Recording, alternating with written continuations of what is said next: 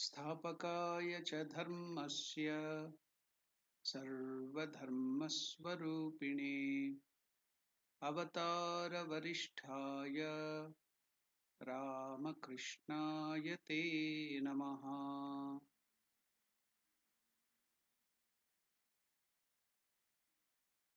Namaskar to all of you. Welcome to the study of Bhagavad Gita. We were studying the 14th verse of the second chapter. We had left it half, so we will complete that and go to the next verse, that is the 15th verse.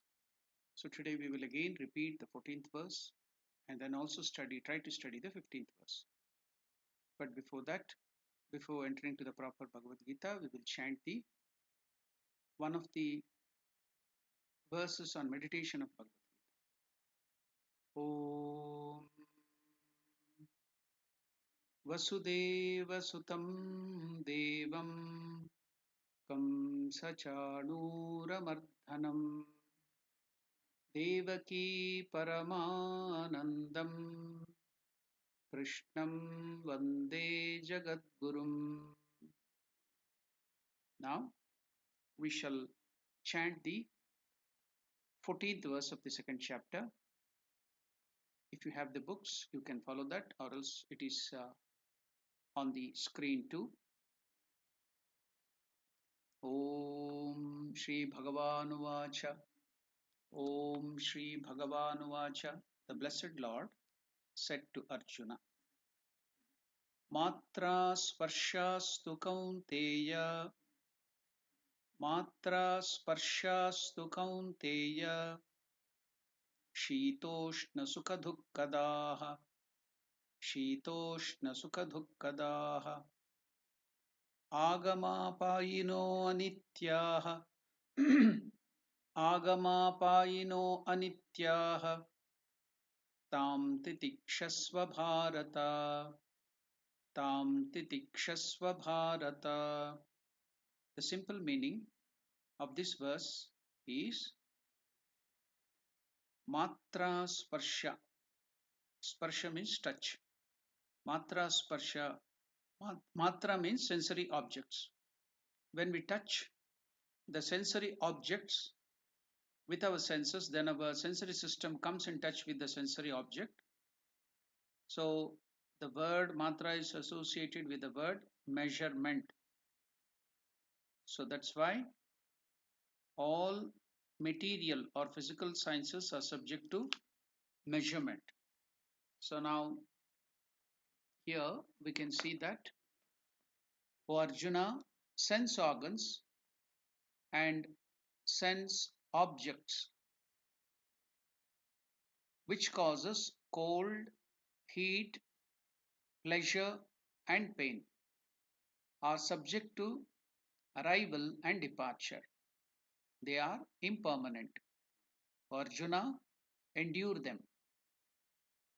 Here Krishna says that just as you understand and accept the nature of Atman, which is eternal, permanent and full of joy and he will give you a lot of strength, similarly you should understand and accept the nature of Anatman, that which is not God. So wisdom consists in accepting the nature of a thing.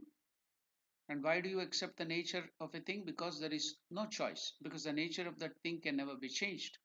So that we should also study the nature of this world which we are experiencing with our senses every day.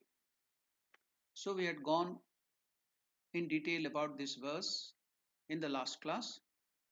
We had come up to the study of the word titiksha. We had gone in detail everything we had studied. So we were studying about titiksha, endurance.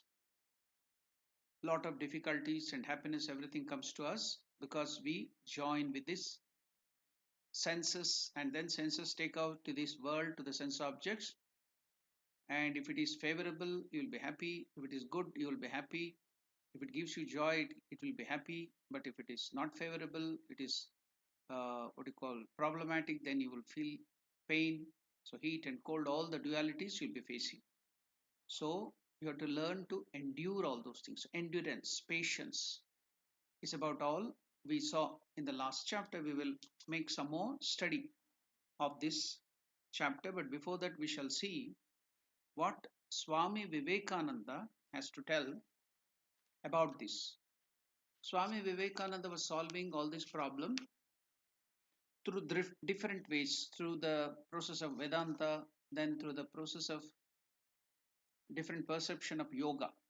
So, when he was describing about this endurance or patience or perseverance, so now he will discuss about how we can endure pain, how you can overcome pain and pleasure and all these dualities of this world and be calm in all situations with the help of yoga, the yogic doctrine.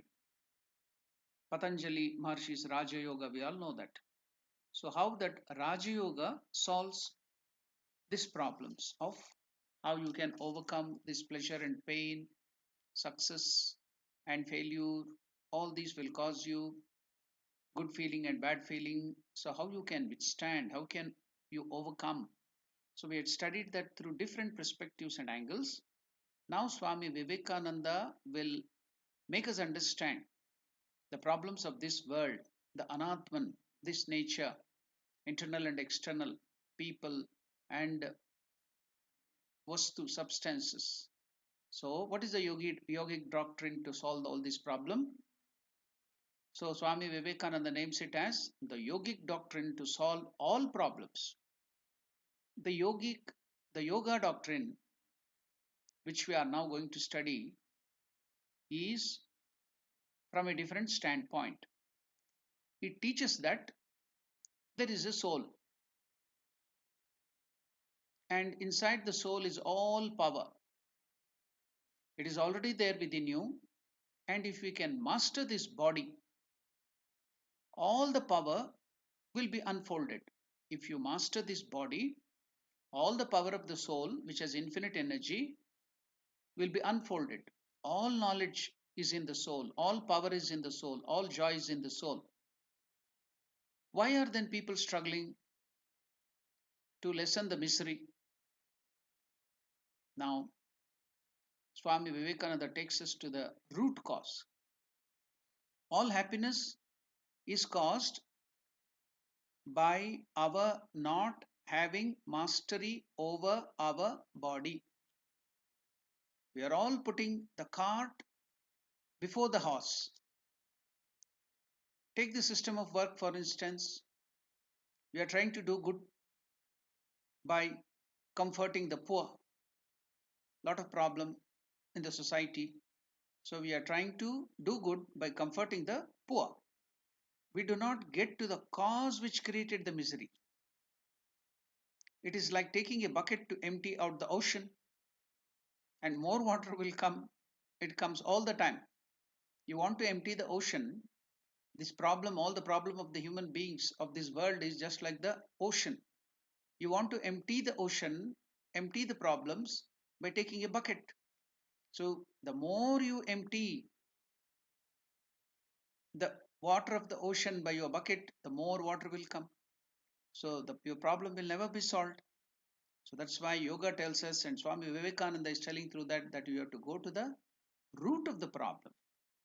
It's like taking a bucket to empty out the ocean, and more water comes all the time.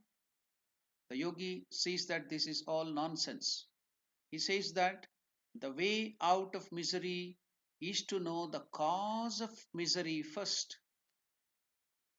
First, you should know what is the cause of misery.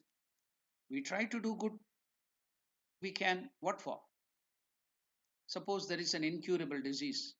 Why should we struggle and take care of ourselves? Now, utilitarians will always tell what is the utility. So, if the utilitarians say, do not bother about soul and God and all those things, religion, just do good to the world. What is that to the yogi and what is it to the world? The world does not derive any good from such an attitude. More and more misery is going on all the time. The yogi says, You are to go to the root of all this. Why is there misery in the world? He answers, it is all our own foolishness, not having proper mastery of our own bodies. That is all. He advises the means by which this misery can be overcome. If you can thus get mastery of your body through yoga, all the misery of the world will vanish. How? Now, Swami Vivekananda will take you through different examples. Every hospital is praying that more and more sick people will come there. Every time you think of doing some charity, you think there is some beggar to take your charity. Suppose there are no beggars, there are no poor people. How can you do charity? So, every time you think of doing some charity, you think that there is some beggar to take your charity. If you pray to the Lord, "O Lord, let the world be full of charitable people," you mean you're praying to the Lord, let the world be full of beggars also. You have to go back to one of the incident in the life of Holy Mother Sharda Devi. What happened? One wife of a doctor came to Mother Sharda Devi, and after doing pranams to her, she told that she should bless. She asked Mother Sharda Devi to bless that her husband's work, that is, the husband is a doctor, so he should prosper, his work should improve, he should become, he should earn more money, he should become wealthy, the doctor's work should increase more and more. Then do you know what was the reply of the mother? Mother told, "My dear child, I cannot bless you like that." The lady was surprised. The wife of the doctor was surprised. She told, "Why, mother? Why can't you bless me like that? That my husband's work should improve?" Then mother told, "If I bless or if I pray that your husband, who is a doctor, should get more work, should get more prosperity, that means I have to pray that more and more of my other children, that is the people of this world, should fall sick. Then only the work of the doctor will improve." See, praying that more and more sick people will come there, all the hospitals will be praying, every hospital will be praying like that. So people may pray to the Lord, "O Lord, let the world be full of charitable people." So if you pray to the Lord like that, what does that mean? Let the world be full of beggars also. Let the world be full of good works. Let the world be full of misery. This is out and out slavishness. Now I will read to you one beautiful thing called ironies of life. What is that? Ironies of life. Now it's beautiful. It's a poetry. The lawyer hopes you get into trouble. The doctor hopes you get sick. The police hopes you become a criminal. The teacher hopes you are born stupid. The landlord hopes you don't buy a house. The dentist hopes your tooth decays. The mechanic hopes your car breaks down. The coffin maker wants that you are dead. Now, who is the only person who thinks of your welfare? See the irony now. See the wonderful how we are solving all the problems. That is also similar to like all our ways of dealing with the problems at the superficial level, at the skin deep level, is like this. So all these people are wanting that you will be in trouble. I read out that poetry, isn't it? Now, who is the only person who always thinks of your welfare? Only a thief wishes you prosperity in life. And also, he wishes you have a sound sleep. Only a thief will wish. So, a thief is actually your biggest well wisher because he always prays that you should get more prosperity. He always wish that you should have a sound sleep, because now he can come while you are sound sleep. He will steal. He will take away all your prosperity. So a thief is actually your highest well-wisher, biggest well-wisher. So ironies of life. So like that, our way of dealing and solving the problems at the superfluous level, it's just skin deep. So it's like this. But Swami Vivekananda tells it is out and out slavishness. So if you pray, let the world be full of good works, that means you are praying the world be full of miseries for you to solve all those problems.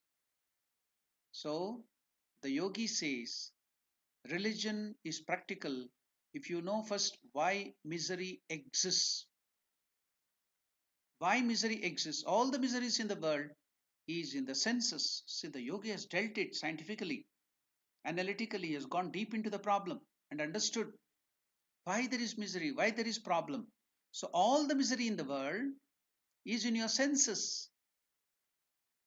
Is there any ailment in the sun? Is there any ailment to the moon or the stars? The same fire that cooks your meal burns the child. Is it the fault of the fire? Blessed be the fire, blessed be this electricity. It gives light. Where can you lay the blame? Not on the elements. The world is neither good nor bad. The world is the world. The fire is the fire. If you burn your finger in it, you are a fool. If you cook your meal with it, satisfy your hunger, you are the wise man. This is all the difference. Circumstances can never be good or bad. Only the individual man can be good or bad. What is meant by the world being good or bad? Misery and happiness can only belong to the sensuous individual man. Misery and happiness can only belong to the sensuous individual man. So, how does yogi solves the problem? The yogi says that nature is the enjoyed, the soul is the enjoyer. All misery and happiness, where is it? In your senses, in our senses. It is the touch of the senses that causes pleasure and pain, heat and cold, success and failure, insult and respect. If we can control the senses, your mind and the senses, and order what they shall feel, you have to control all your senses and mind and order them. You are the master. What they should feel, not let them order us about as they are doing now. We are now the slaves of our senses and our mind. So, all these miseries, if they can obey our commands, become our servants, if our senses and our mind can become our servants, obey our command, the problem is solved at once. Why? Because we are bound by the senses, they play upon us, make fools of us all the time.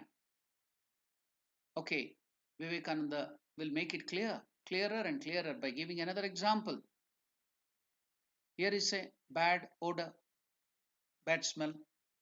It will bring me unhappiness as soon as it touches my nose. I am the slave of my nose.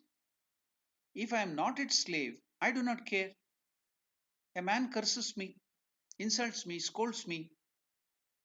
His curse, his curses enter my ears and are retained in my mind and body. If I am the master, I shall say, let these things go. They are nothing to me. I am not miserable. I do not bother. This is the outright, pure, simple, clear cut truth. Swami Vivekananda is bringing us the clear cut truth so nicely. The other problem to be solved is, so he took us to one stage, now another stage, how to solve this problem. The other problem is to be solved is Is it practical? Can man attain to the power of mastery of the body? Yoga says it is practical. Supposing it is not practical, suppose there are doubts in your minds, you have to go and try it. You have got to try it. There is no other way out. You may do good works all the time to solve the problem of the world. All the same, you will be the slaves of your senses. You will be miserable and unhappy. You may study the philosophy of every religion. Men in this country carry loads and loads of books on their backs. They are mere scholars, just like the donkey carry lots of books on its back. Cannot understand even a single word of the book. Slaves of senses. Men in this country carry loads and loads of books on their backs. They are mere scholars, slaves of the senses. They have only certificates, degrees, and master degrees and PhDs. But they are all slaves of the senses, and therefore they are happy and unhappy.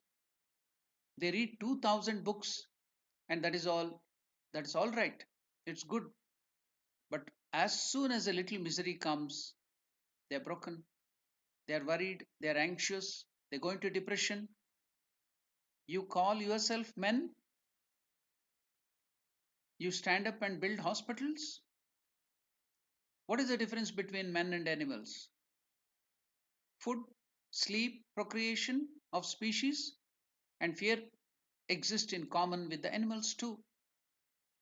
There is one difference: man can control all these and become God. The master, he can become the master of his body and mind. Animals cannot do it. Animals can also do charitable work. Can you imagine? Swami Vivekananda is telling, ants do it, dogs do it. What is the difference then? Men can be masters of themselves, their senses, and the mind. They can resist the reaction to anything. The animal cannot resist anything. He is held by the string of nature everywhere. That is all the distinction. One is the master of nature, and the other is slave of nature. What is nature? Your five senses. How do you come into contact with the nature? Through your senses and mind. Without that, you cannot know the nature. So the conquest of internal nature and the external nature. The conquest of internal nature first is the only way out according to yoga. So thirst of God can help you. Thirst for God is religion. So now Swami Vivekananda took us through the yoga path, the path of yoga, how what the yogis have taught us, how we can overcome the miseries.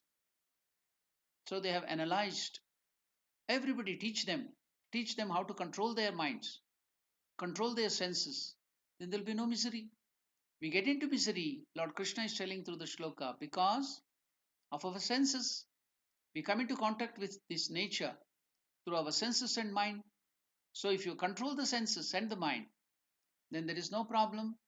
You can overgrow that. What a wonderful way, what a scientific way Swami Vivekananda through different means. In the last class, we saw that, we studied that.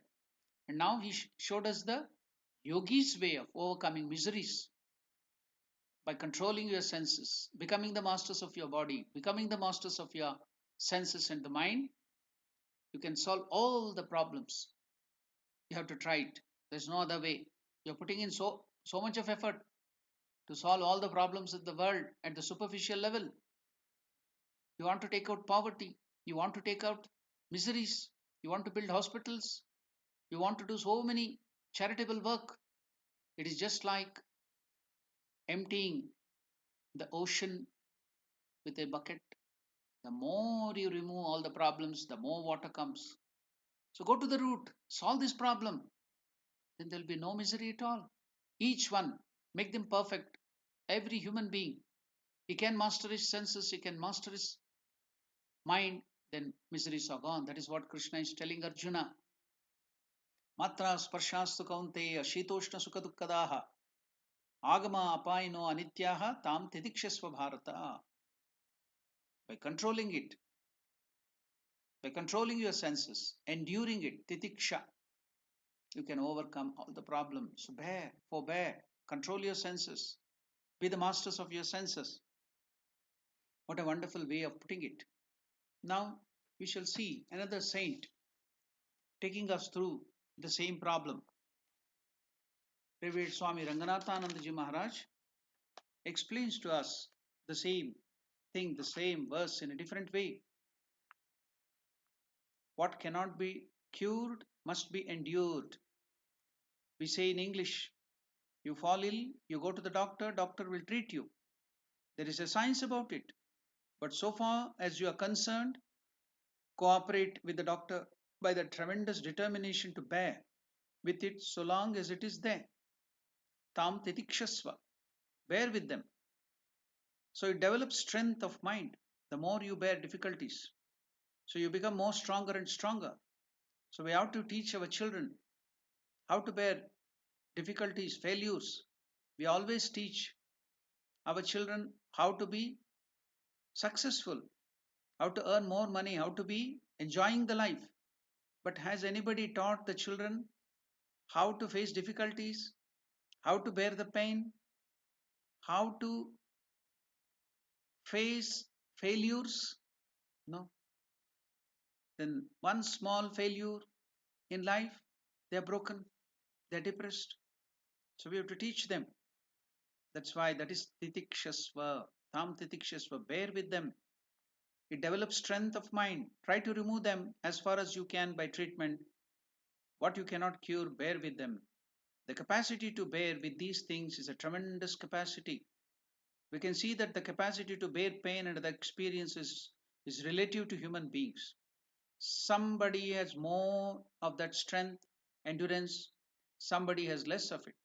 But how did that person get more endurance? By practice. You too can get it. Anybody can get it. It's just by practice. That is titiksha. The threshold of pain, we call it, is it in the neural language is different in different people. Some people can stand a good deal of it. Some people cannot stand even a little of it. When Swami Ranganathanandaji Maharaj is giving the example of one Ramakrishna Vidyashala in Mysore when he was there looking after the children, the students. So he was in charge of a hostel for students in Mysore. Now the Swami had to give the malaria injection to the students. Young boys of ages 10, 11, 12, some of them came, took the injection and went away. Some of the students, as soon as they saw the needle, became unconscious and fell down. Their threshold of pain was so very low. So we have to develop that strength. Say, I can stand it. I can stand it. The capacity to withstand the nonsense of life is an important capacity. So the capacity to withstand the nonsense of life is an important capacity. Therefore, Sri Krishna said, Tam titikshasva bharata. He's telling Arjuna, bear with all these pleasure and pain, heat and cold, the dualities of this world, the nature is presenting you. Bear it. Do not run away, do not escape, do not cry. Bear with them. If you don't bear, you fall down and get destroyed. That's why Swami Vivekananda used to tell, what is life? He defines life as a constant fight with nature, internal and external. So nature, external and internal, will be presenting you with so many problems and so many things. So this life is a constant fight. He describes life as a constant fight. The moment you stop fighting, you're gone. So endure. If you don't bear, you fall down, you get destroyed. If you had developed a little more strength, you could have stood it well. So don't be so weak. Everyone must develop a little strength of mind to withstand the changes and chances of life. Life is not all fun, all pleasure. It is not bed of roses. So often, very often difficulties come. So this kind of strengthening of human organism against the environment is very important for human life. If your body is strong, no disease, germs can enter into it and multiply there. If it is weak, any number of germs can enter and create trouble. Just like now, coronavirus. So what are they? They don't have medicine for the virus. So what are they doing? They are asking us to strengthen our immune system. So that is tam titikshasva bharata. You have to develop the strength to bear. So from that mental strength, you get physical immunity of the body. Your mind will be strong, so your body will be strong. So you develop good immunity. So no virus or bacteria can enter. Even if it enters, it cannot work, it will die, it will be killed. If your body is strong, no disease, germs can enter into it and multiply there. If it is weak, any number of germs can enter and create trouble. So keep the organism strong. Your mind also must be strong. So learn to bear. Make your mind strong. Then your immunity becomes strong. In fact, Lord Krishna will repeat this idea throughout Bhagavad Gita.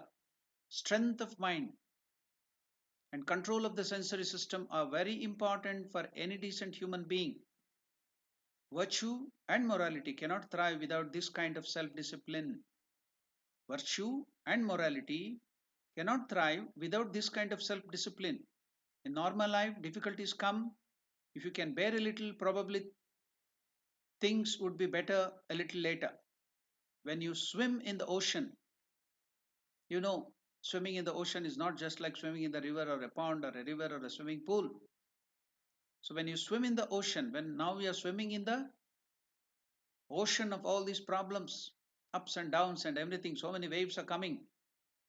This life, this nature is like an ocean. So when you swim in the ocean, the waves come and buffet you, dash against you. So when the waves come, duck underneath. And as it goes away, you come up again. That is the way to deal with the waves. They come and they go. They're all, they are not always there. So you can always have the capacity. You can always have the capacity developed to swim against the waves by this method. So this concept of tam titikshasva bharata, bear with all the difficulties, bear with all these dualities, ups and downs, heat and cold, problems and happiness. Bear with them. Do not be bothered, taken carried away by them. That is titiksha. Because they are anitya, they are temporary, ephemeral, they will go away. They will come and they will go away. They are not always there. A little patience, endurance, forbearance can bring about great changes. You become stronger and stronger. Don't get carried away by emotions. A little patience can bring about great changes. When we are weak minded, the first onslaught of an unhappy situation makes us broken down. The very first onslaught that shows weakness. If a little strength is there, one can say, I shall withstand it. I shall overcome it. This is called tremendous faith in oneself. Atma Shraddha.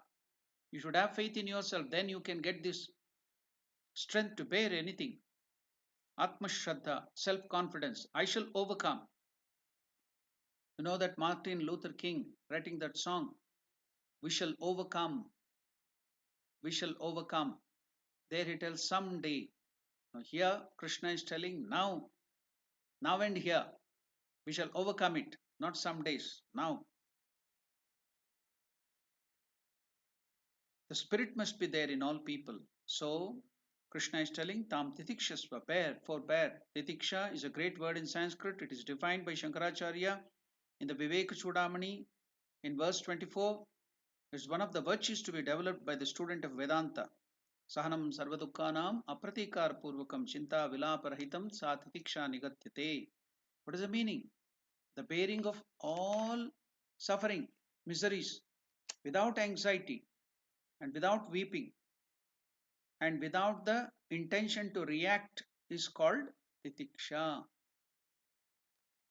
So now We have completed almost the study of this verse. Matra sparshastu kaunteya shitoshna sukhadukkadaha agama apayano anitya hatam titikshasva bharata. So we got new methods. We got clear idea how we can bear the miseries. Not only we are studying about the real nature of our Atman, but we are also studying the unreal nature of this world and how we can overcome miseries, how we can be always happy, how can we increase the strength, internal strength. So Lord Krishna taught us how to overcome misery through this verse, telling Arjuna that teaching, we also got that beautiful idea. Now we'll continue with the study in the next verse. We'll go to the 15th verse. What Krishna is to tell us. What will he tell about that in the 15th verse? So, beautiful way Krishna will help us to solve all the problems of this life. So, what is the next verse? I'm going to chant it. I think it is also displayed on the screen. So, we shall chant it. Om Shri Bhagavan Uvacha. Om Shri Bhagavan Uvacha. The blessed Lord said, Krishna is telling Arjuna, what did he tell?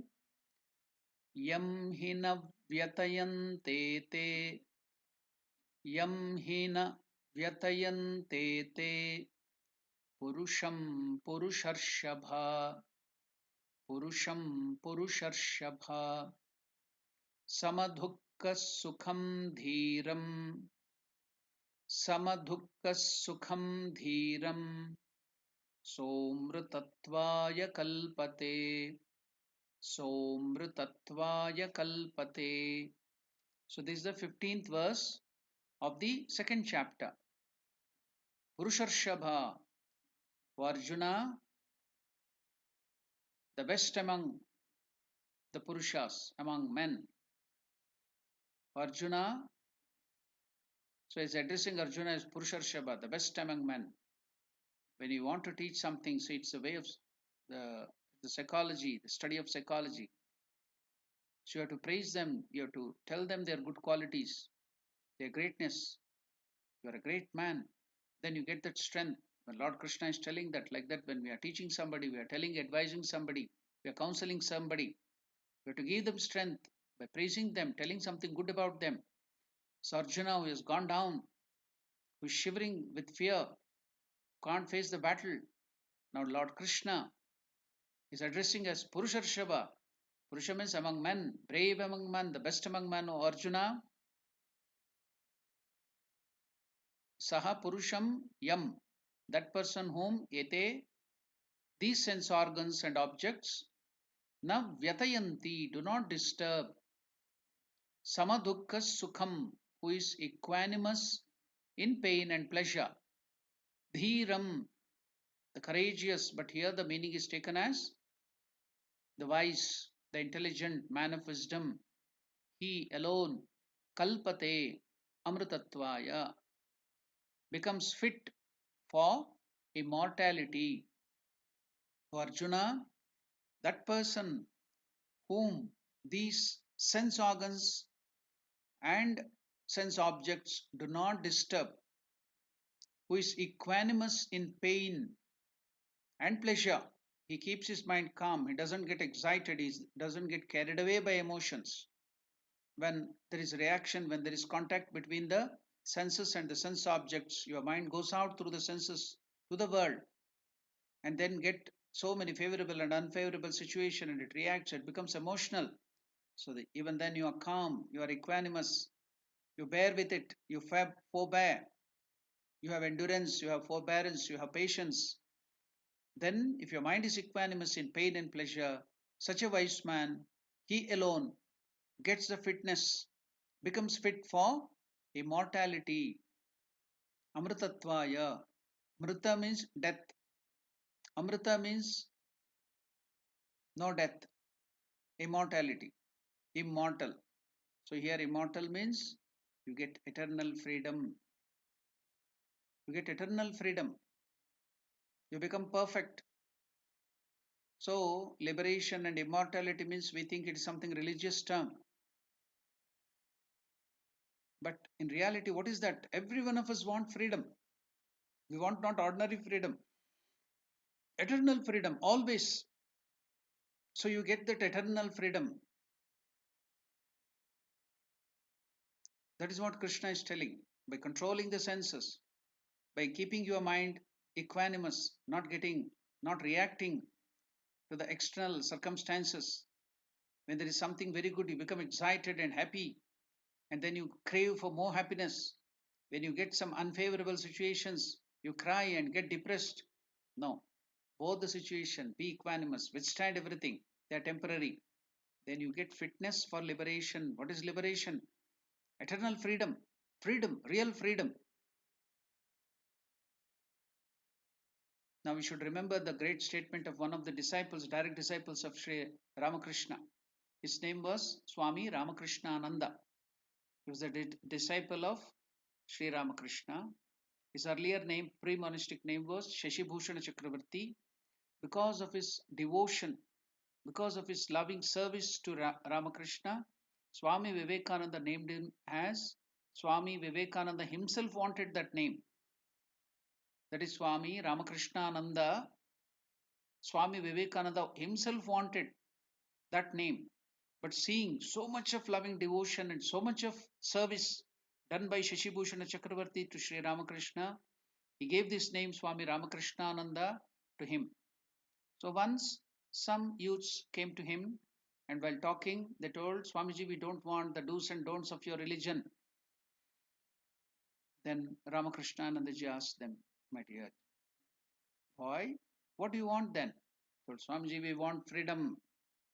Is it? You want freedom? What kind of freedom do you want, my boy? Do you want freedom for the senses, or do you want freedom of the senses? We all want freedom for senses to behave as we want. Swechachara. Behave according to our whims and fancies.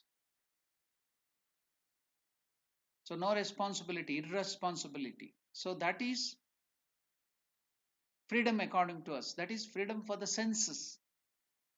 But that is not freedom. Real freedom is freedom of the senses. That means we are all now slaves of our senses. The senses and the mind are controlling us. They make us happy, they make us unhappy. Now, what is freedom of the senses? You become the masters of your senses. You become the masters of your mind.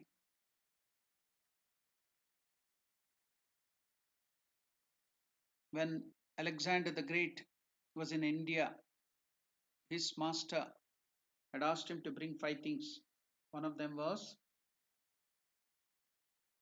a realized soul, a man of wisdom. There are a lot of men of wisdom, realized soul in India, Brahmagnani. So bring one of them. So he was searching. Then somewhere in India, he found a realized soul, a man of wisdom. Then he asked him, you have to come to my place, that is Greek. He told, no, I'm happy here. I don't want to come anywhere. Then he told, no, I am the Alexander the Great. I am the emperor of this world. I have conquered the whole world. What? You are the emperor. You have conquered the world. You have not conquered your mind. Then how can you master the world? How can you conquer the world? You have really conquered the world when you have conquered your mind. That was the statement of that great man of wisdom to Alexander. Have you conquered your senses? Have you conquered your mind? Then you have real freedom. That is eternal freedom. Then no things of this world can harm you or trouble you. So that is what Krishna is telling. The person whom these senses do not disturb, who is equanimous in pain and pleasure, and who is wise alone becomes fit for immortality. So Krishna says this faculty of endurance, of inner strength, which is called titiksha, is very, very important. That is titiksha. We dealt about that titiksha through many ways. Now we shall go deeper into the discussion of this verse, what Krishna is taking us through in a beautiful way, which is so practical, which is so helpful to lead this life. You can bear all the problems, you can be happy even in any situation. See, this pandemic has come. Now, the study of this Bhagavad Gita, it will remove all our anxiety. We can be happy. We can be going on, continuing our normal work without any anxiety. Why? Our mind is equanimous now. We have got the strength, endurance, the patience, the forbearance, the tiksha. So, how nicely Krishna is taking us. It is such a great help now. Okay, now we will go make a deep study of what Krishna is telling in this 15th verse. Yam hinam vyatayantete purusham purusharshava sama dukkha sukham dhiram somrutatvaya kalpate. Sa amrutatvaya kalpate.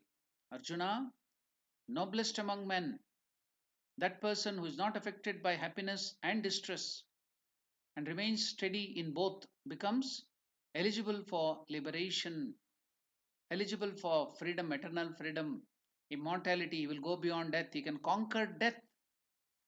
We all want it. We want to conquer death.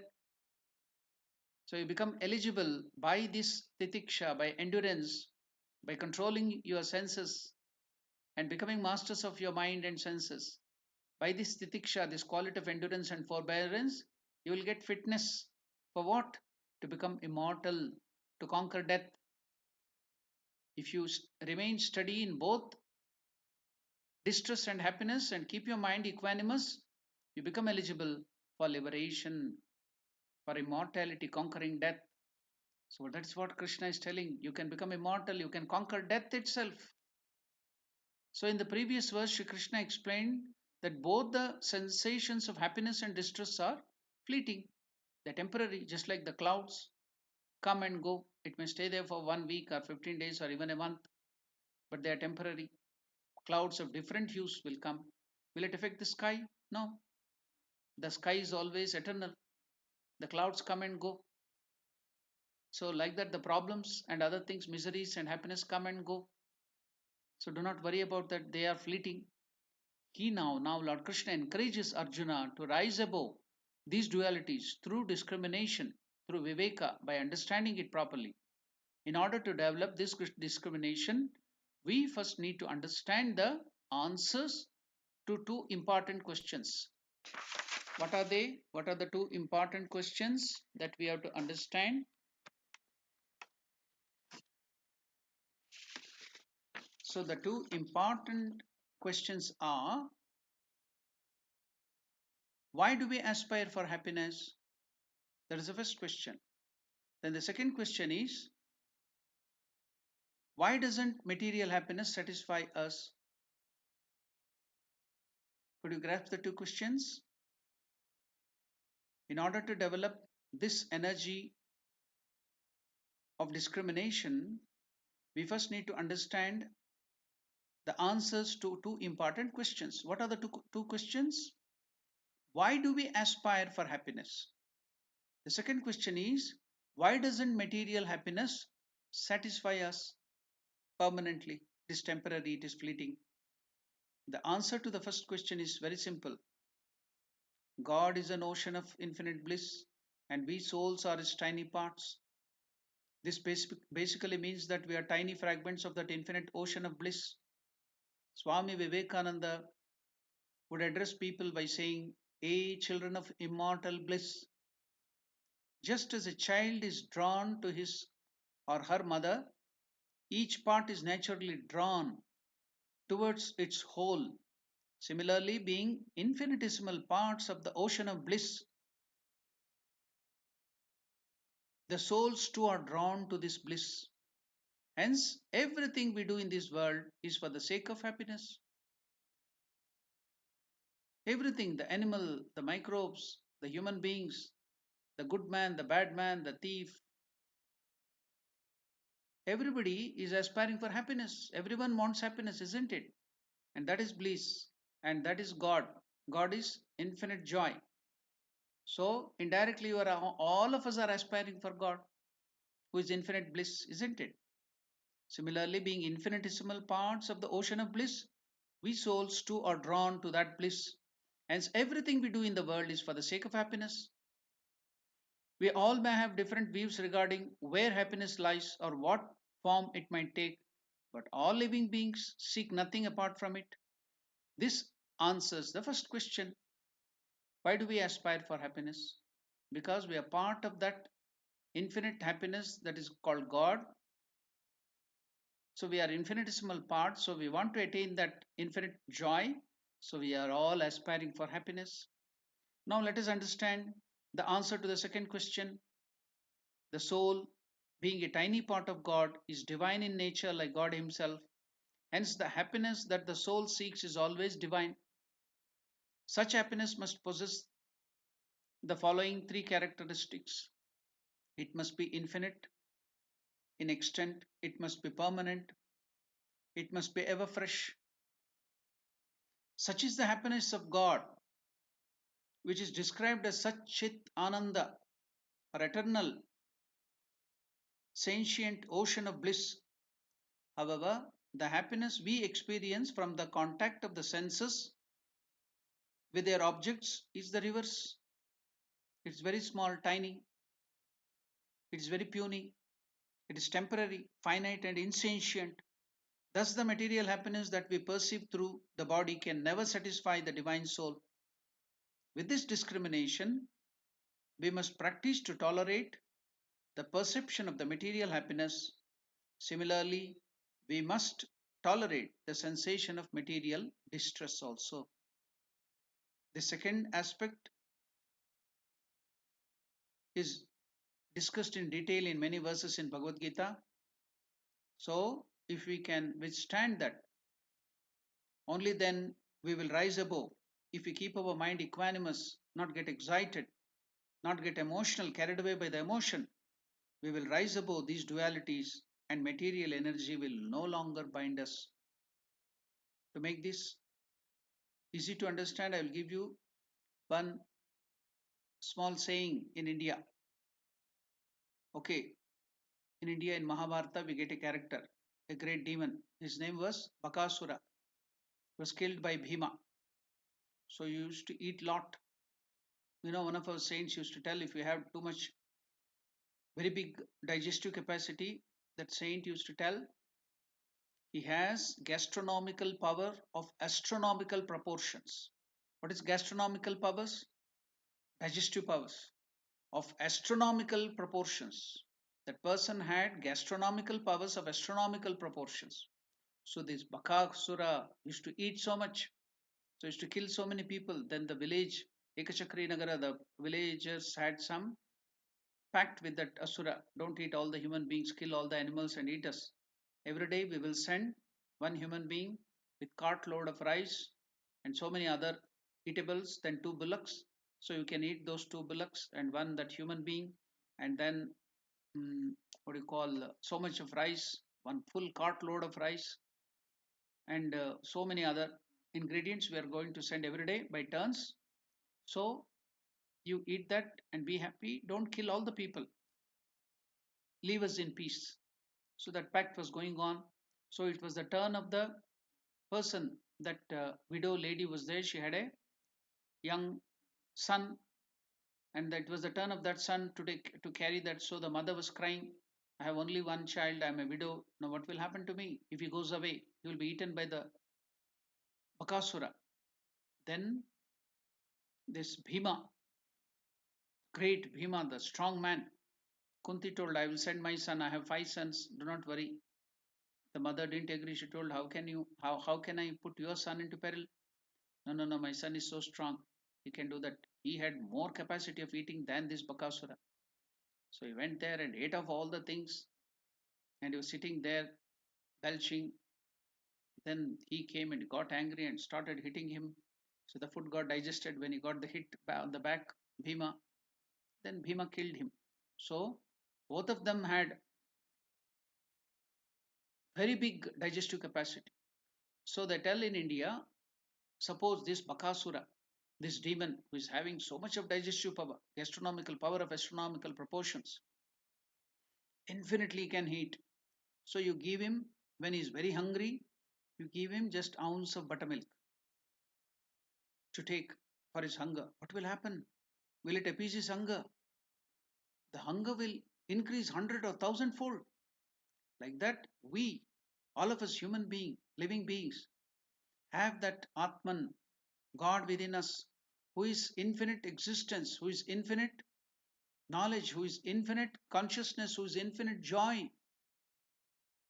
So you have infinite joy of that infinite proportion in your heart, in your own self. And can you be satisfied with the puny joys of this world, of the senses, which are so small? It is just like Bakasura having, the demon, the great demon, having just 1 ounce of buttermilk. What will happen? It will increase your thirst, your craving for more joy, because you are infinite joy yourself. So, can this puny joy, little joy of the senses satisfy you? No, it will increase it more. That's why we are facing misery. When we enjoy these little joys, your misery increases more, your hunger increases more, your thirst for joy increases more. That is misery, that is suffering. So you came to know what is suffering, why are we suffering? So now Krishna is taking us through so many different ways and making us understand, giving us scientific way how we can overcome that. So beautiful. So now we'll see what is Krishna telling, Lord Krishna telling us about this. So mental endurance, titiksha is very important, not to react immediately. So you have to develop this mental endurance. If you want to get liberation, you want to get perfect freedom, if you want to get infinite joy, you have to become fit for that. How should you become fit? By developing the inner strength, that is mental endurance, physical endurance, not to react immediately. It is called titiksha. So, what is this mental endurance? Let us see. Not to react immediately, not to get irritated immediately, not to punish the other person immediately, because when the endurance is very less, we get irritated very quickly, and the irritation alone becomes anger. Now, anger will convert itself into action, that is violence. We become violent at the time. So now you came to know what is the cause of all violence, because you have less endurance, no patience, you get quickly irritated, so you react immediately. Then, because of that, you get irritated and angry, and because of anger, you become violent. So ultimately, lack of endurance alone is the cause of all the latter problems.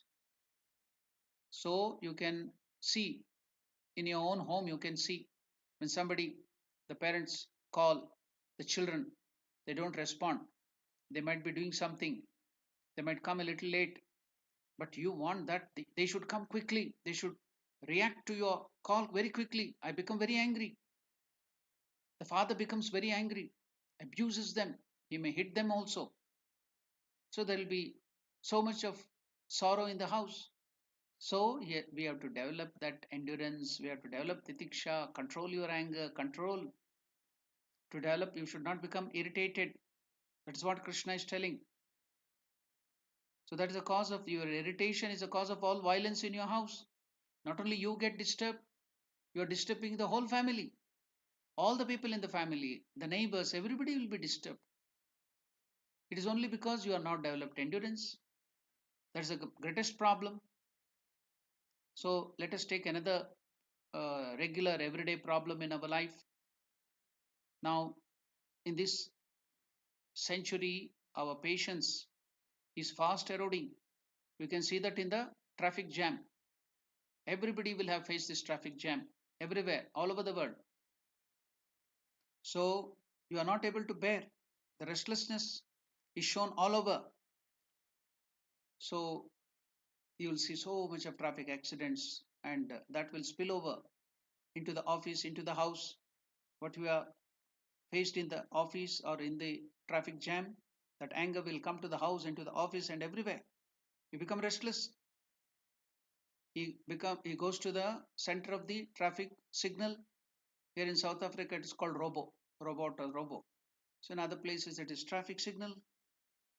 So once there is the red signal, you have to stop. Then when the moment you get the green signal, then you have to go. You are even a second late, then people will start honking and horning from behind. Then because of that, the next man gets late and he comes out, he gets angry, and the other man to get angry, they come and start exchanging blows. Then the whole traffic stops. Nobody is moving. Then somehow the policeman or somebody will come and they move, and the person who is there behind, by the time all this traffic is cleared, again the red signal comes, he get irritated. So all that anger, suppressed anger, irritation, why is it? Because you have lost the strength of endurance, you don't have patience. So titiksha, if you had that, you can keep your head cool, and that will not spill over to the other departments too, to your office, to your family. So you have to learn this endurance. Whatever might be the external circumstances, control it, control it. That's what Krishna is telling. So now I'll give one small example, a humorous example, and then stop my class today because I've completed all already the time. So in one of the ashrams, I have seen the head of the center, the brahmachari in there was a little mischievous and he would not work properly. So the head of the center there, the Swami who was in charge of the center, ashram, he scolded this brahmachari, the young novice, you fool, you don't work properly. So he got irritated. So what happened? He was disturbed. He was in charge of the kitchen, the storekeeper. So he went and put out his anger on the cook. He scolded the cook for some no reason, you fool. And the cook got irritated and he too was disturbed. So he got angry. So he can't scold back the brahmacharin or the novice there because he's his boss. So he got angry. So he went and scolded some garden worker there. He put his anger on the garden worker. So now the garden worker got very angry because he was scolded, you fool. He can't reply back or scold him back the cook because he may not get food or he may have some problems with the cook. So he was angry. Where will he put his anger? So there was the dog of that ashrama. So he went and scolded the dog, you fool. The dog got irritated because it was scolded by his master, that is the gardener. Now it got angry. Now the head of the center who has first scolded the novice there, he was passing by, then the dog got angry and told bow, bow, bow. It started barking. So it came back, you see, the irritation, vicious cycle, everything will come back. So endurance, endurance. It's a vicious cycle. It will come back and it will increase your suffering, miseries. So that's why Krishna is telling control, titiksha, endurance, practice endurance. Then you get the fitness to become perfect. So we will discuss about this in more detail. In the next class, we will meet again the very same day, the very same time. And this 15th verse of the Bhagavad Gita will be again. We will discuss it in detail. And other than that, tomorrow is Sunday, early morning. We have the discussion on the Great Master, Ramakrishna, the Great Master, written by Shardanandaji Maharaj. It is 6:30 of South African time and Indian time it is morning 10 o'clock. Then Monday we have again the same Great Master, Ramakrishna, the Great Master in the morning at the same time 6:30 South African time and 10 o'clock Indian time. And in the evening we have the puja class at 6 o'clock in the evening. Then Tuesday in the evening we have the Vivek Chudamani class at 6 o'clock in the evening. Then we have on the Wednesday Bhagavad Gita class, a different verse which we are discussing on Wednesday in the evening. Then it goes on like that. Thursday, Friday we have the Great Master in the morning. Then Saturday we have the Bhagavad Gita class. So it goes on. All these discussions are there. All of you are welcome to the study and discussion during this period of lockdown and pandemic so that you can keep your mind at a very high level and so that you can endure, you can learn endurance, patience, and overcome all the misery. Thank you very much. Namaskar to all of you. We will close the class by the repeating the verse, the prayer, one of the meditation one of the verses on the meditation of Bhagavad Gita. Om Mukam Karoti Vachalam Bhangum Langhayate Girim Yat Kripatamaham Vande Paramanandamadhavam. Om Shanti Shanti Shanti. Harihi Om Tat Sat. Shri Ramakrishna Arpanamastu.